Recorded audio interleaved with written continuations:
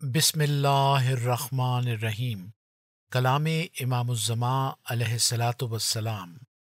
مسیح موعود کی بعثت کی ایک غرض فساد ختم کرنا ہے۔ اب سوچنا چاہیے کہ اس زمانے کی حالت کس حد تک پہنچ گئی ہے کہ خدا اور اس کے رسول کی عظمت اس قدر بھی لوگوں کے دلوں میں نہیں رہی جس قدر ان لوگوں کی عظمت ہے جن کو کافر کہا جاتا ہے۔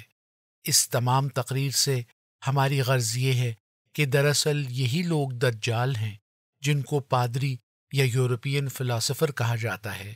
یہ پادری اور یورپین فلاسفر دجال موعود کے دو جبڑے ہیں جن سے وہ ایک اژدہا کی طرح لوگوں کے ایمان کو کھاتا جاتا ہے۔ کتاب البریہ، روحانی خزائن، جلد 13، صفحہ 252، حاشیہ۔ اب یہ زمانہ جس میں ہم ہیں اس کی حالت پر نظر کرو۔ کون کہہ سکتا ہے کہ اس میں مسلمانوں کی اندرونی حالت میں تغیر نہیں ہوا؟ ان کی عملی اور اعتقادی حالت بگڑ گئی ہے، ان کی اخلاقی حالت تباہ ہو گئی ہے۔ جس پہلو سے دیکھو اور جس حیثیت سے نظر کرو، اسے دیکھ کر رونا آتا ہے۔ بیرونی حالت دیکھتے ہیں تو وہ اور بھی قابل افسوس ہے۔ اسی ملک میں لاکھوں مرتد ہو گئے ہیں۔ یہ وہ دین تھا کہ ایک بھی مرتد ہو جاتا تو قیامت آ جاتی، مگر اب یہ حالت ہے کہ 2-4 روپے کی لالچ میں آ کر گرجا میں جا کر مرتد ہو جاتے ہیں، آپس میں ایک دوسرے کے حقوق تلف کرتے ہیں، قرضہ لے کر دینے کا نام نہیں لیتے، طرح طرح کے معاصی اور فسق و فجور میں مبتلا ہیں۔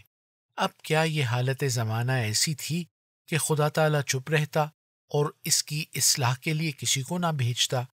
اگر وہ چپ رہتا تو پھر عذاب آتا اور اس کو تباہ کر دیتا، مگر نہیں، اس نے اپنی رحمت سے ایک شخص کو بھیج دیا ہے جو تم ہی میں سے آیا ہے۔